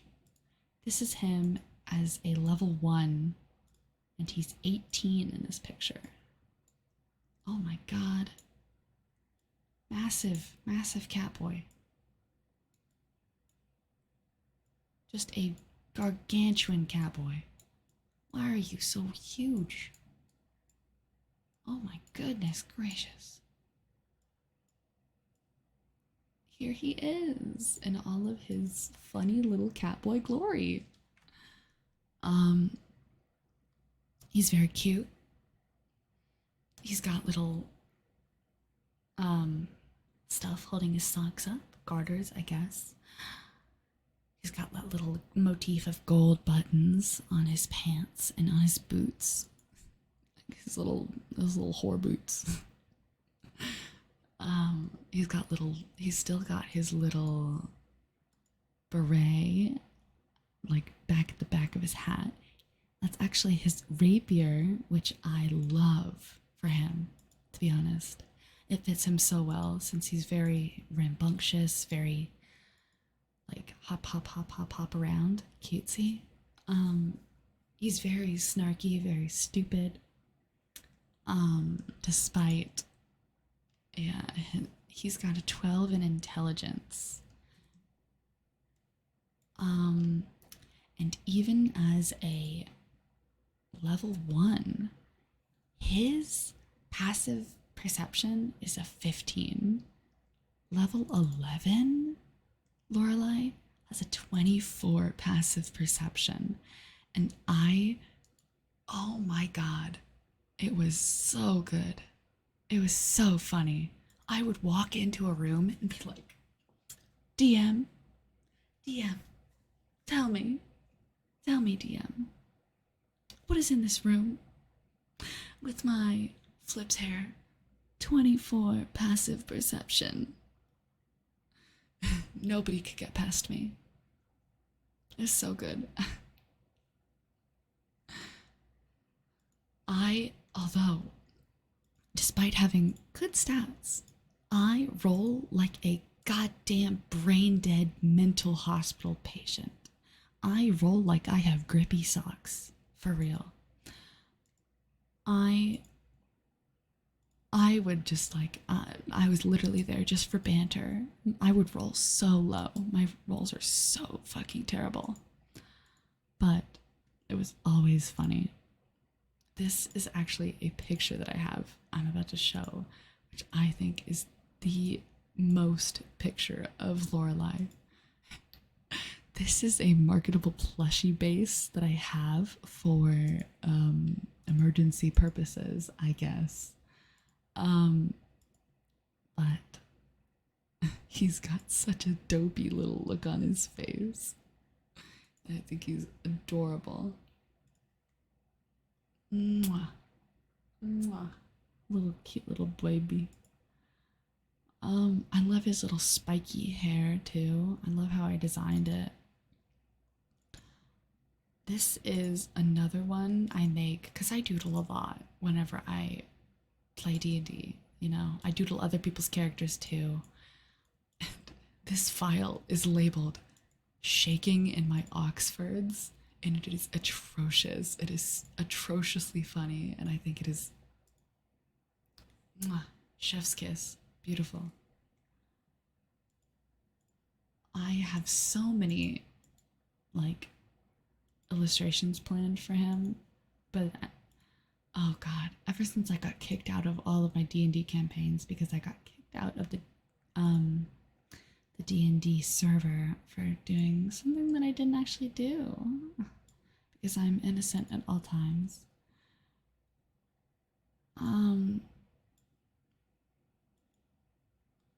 I think it's very good. Oh god. Let me put back his original standing art as I read out his stuff. By the way, this Google Doc is called Lore-a-Lie.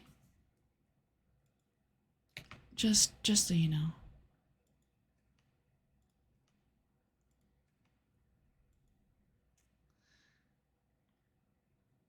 Lorelei originally hailed from Zealand, a place full of dirt and pickpocketing from ages old to young.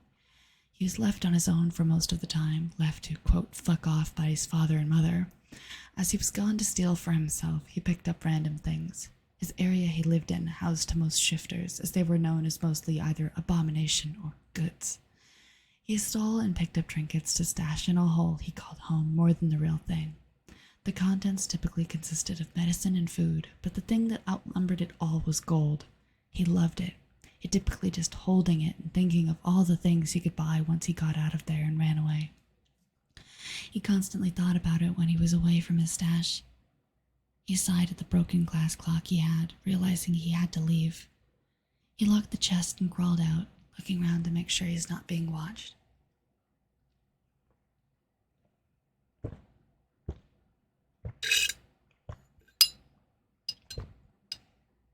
I'm so sorry that was so loud. That was my straw hitting the glass. He locked the chest and crawled out, looking around to make sure he's not being watched before making a run for it. He dashed back to his parents' place, opening the door hesitantly to expect to be greeted by his father drinking and his mom sick in the bed. But today it was different. Today was off. Today had been too calm. Today was different in the way that the wind blew softer to almost ease a blow that was coming, but no air could prepare him for the sight he would see just then. He opened the door to see his father with a broken bottle standing over his mother on the floor. The green bottle was covered in blood, aggressive shards embedded in her chest and stomach and head. It reminded of him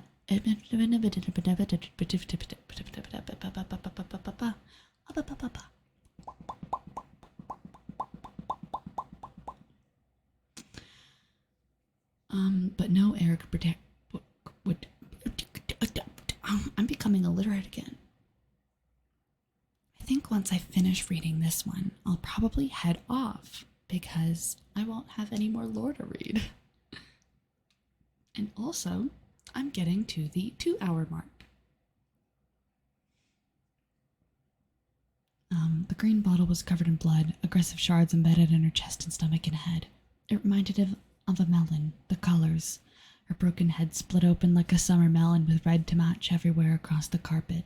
He focused again, the creak of the door giving away his position after the words, "Stupid bitch, sapping our money with her plague." "Dad?" Lorelei asked, his ears flat against his head. His father's head snapped towards him. "There you are, you dumb little girl. Come clean this shit up or you'll end up like your mother." He spat at him. He stood, eye twitching at the mention of girl. He narrowed his eyes on him. "I'm not a girl," he snapped. His father's eyes widened. "You're still on that bullshit? You're here because I so generously let you. You're nothing more than a little machine to clean for me and get booze for you." He was suddenly cut off by the feeling of a sharp pain in his stomach, looking down to see Lorelei with a knife in his gut. Blood red seeped down from his body, but before he could react, it was pulled out and Lorelei jumped him, tackling him to the floor and plunging the knife into his chest. "What were you gonna say, Dad? Are you still gonna call me that?" he said, face close to his father's. His hair hung on his face as he stood over him. "You're gonna repeat that? What's wrong? The cat got your tongue?" he said, ripping the knife out of his chest, pointed at his mouth. The action made his father whimper, shaking his head. "Good, 'cause you don't get another chance after you hurt Mama." He finished his sentence by stabbing the knife into his father's eye. That's all I have written. I don't know if anybody has noticed, but I kind of write a lot of gruesome violence in my lore. Very sorry for that, but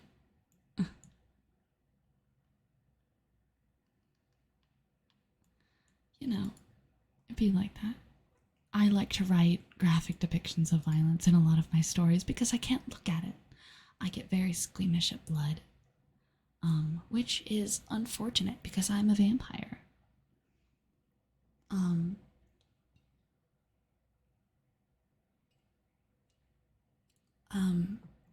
Sorry. Oh my god, I'm so sorry.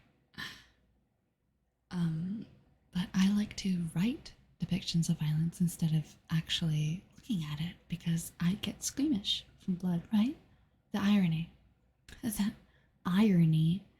The irony. Get it? The irony, get it? Because blood is irony, right? Right?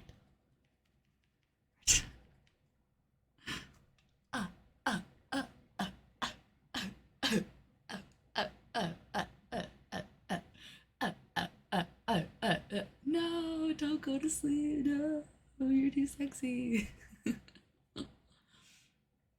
But that's all that I have prepared for today, and I don't want to make any more stars right now because it is 1:30 and I'm probably going to make terrible stars.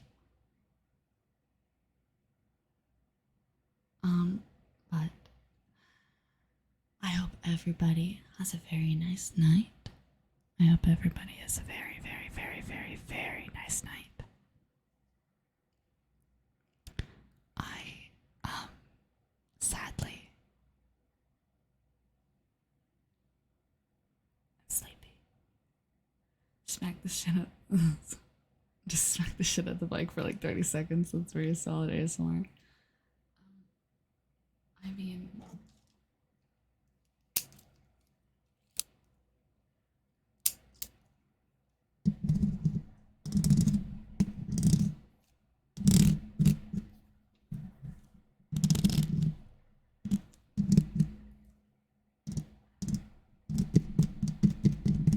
what does this sound like? I have no idea.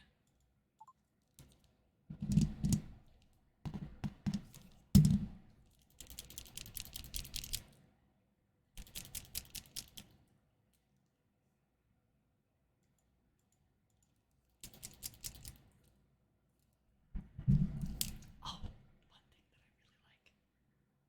one thing that I really, really, really like. Oh my god, shut up.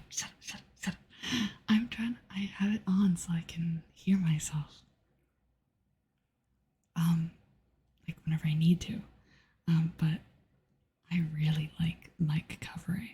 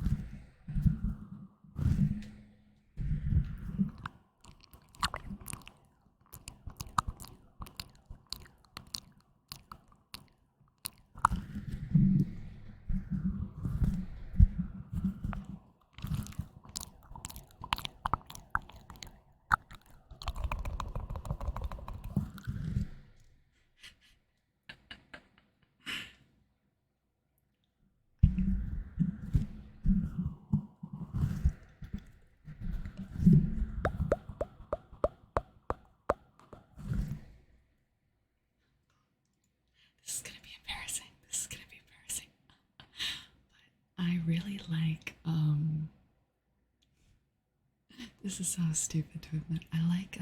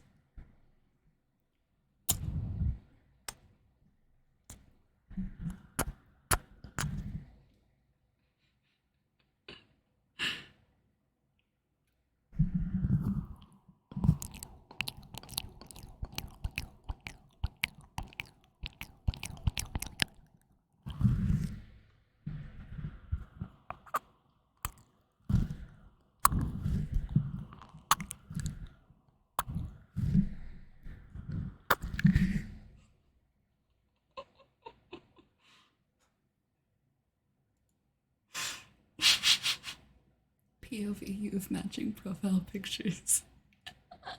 POV, you have matching profile pictures and you're on a Discord call for 24 hours.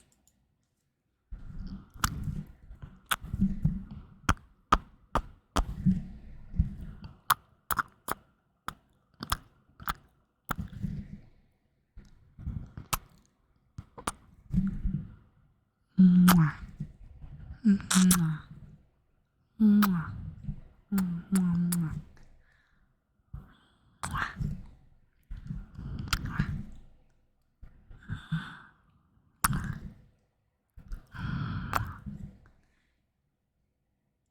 That part in Bad Father where the mom like gives a little good luck kiss, a little good luck kiss, mwah, a little kiss on the forehead. It says,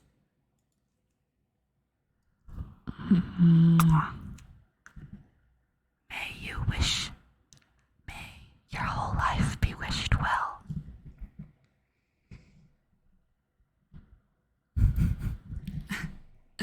I was going to, but I'm gonna keep doing this because I actually more diesel content, more VOD for you to download.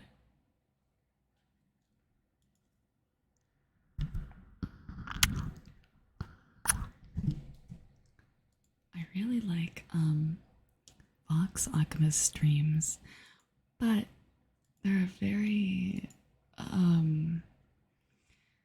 inappropriate, unsay-so, lewd. Like a lot of the ASMR that he does is not very appropriate for my ears. So but the thing is, I really like his ASMR. I like how he does it. But it's very lewd.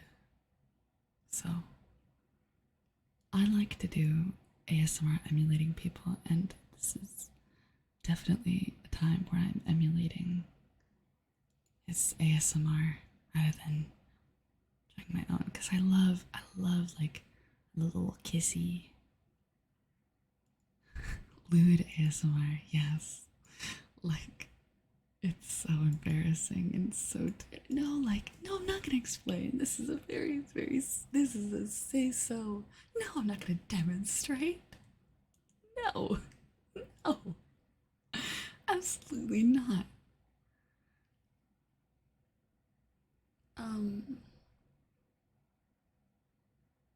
I'll just no. I hate that. No. I'm a good noodle. I am a good noodle. Shut up. As if.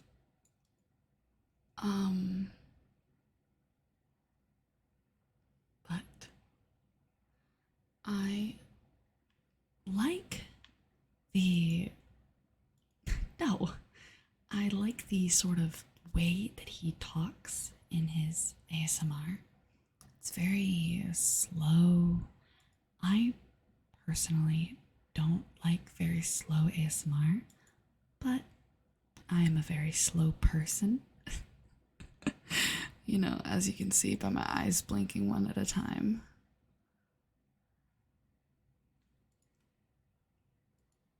I'm a good noodle. Yes, I am a good noodle. I'm a very good noodle.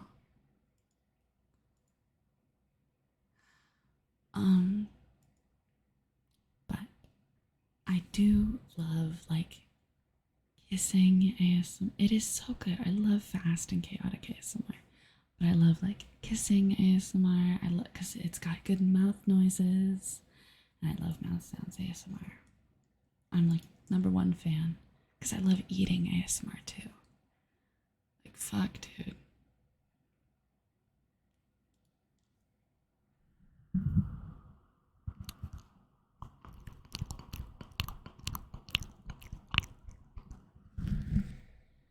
And for a lack of a better term, gushy ASMR.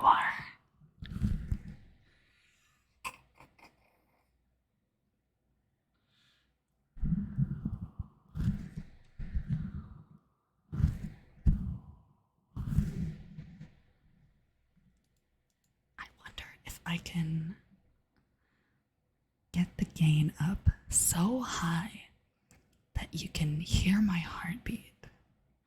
Hold on. I'm gonna get up and I'm going to move around a little bit. I know, crazy. Me moving?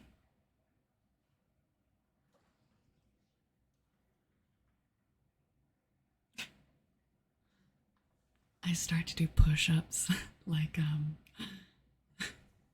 Luca whenever he did his oh, fun fact, I'm actually wearing a shirt right now of my OC. I don't know why I keep becoming unsay so every time I stream, even though I want to be say so. It says ask me about CBT. Obviously it's cognitive behavioral therapy. And it's got a little chibi drawing of my little guy Ash on it because we played Jackbox, and the one where you make shirts, and a bunch of us ordered shirts from the game. It was so funny. Maybe I'll just do push-ups like Luca.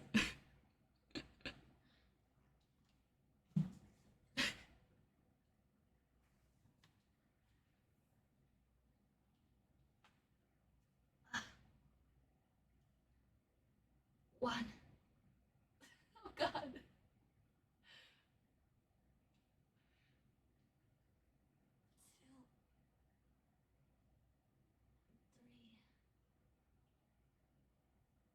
3, 4,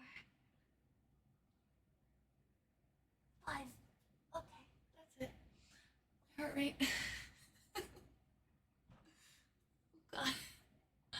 My heart rate is already up. Cool. Oh God, you can hear my knees. I came from the crypt. Oh God. I have an excuse to be out of shape. I have asthma and I'm a 500-year-old vampire. My joints aren't like they used to be. Okay.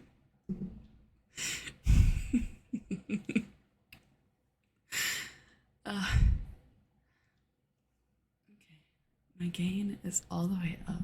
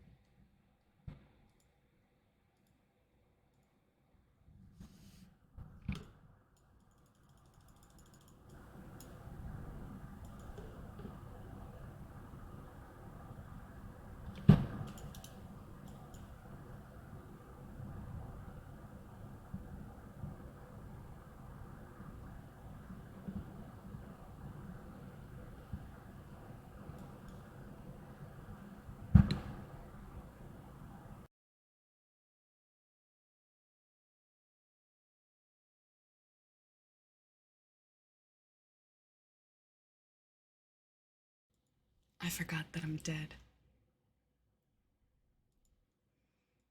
You can't hear it. I put gain on it. I forgot that I'm dead, so you can't hear my heartbeat. Sag. Truly, truly sag.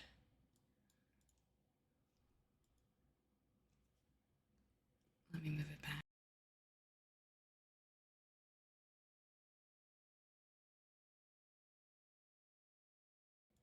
Sag. I'll probably have to do like sit-ups or something.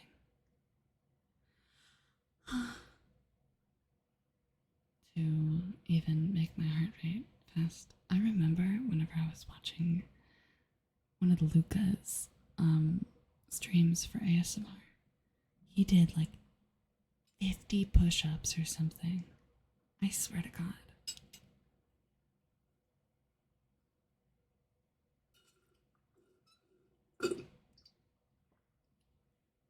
And that's my water.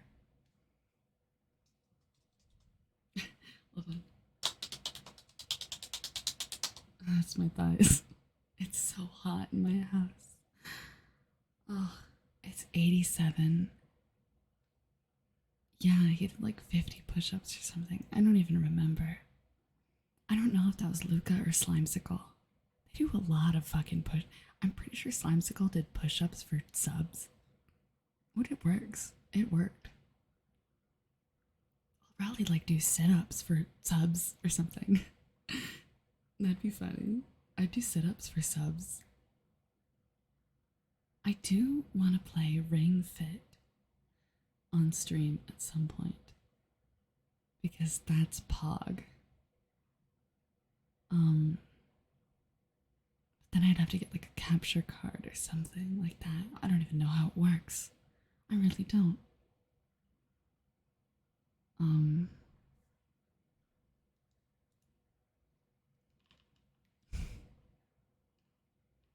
The Bakugo. But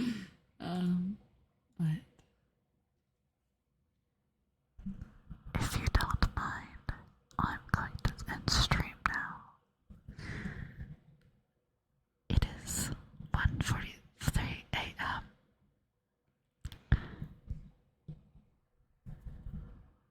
I hope everybody is having a very good night and maybe might even fall asleep or feel relaxed from the stream.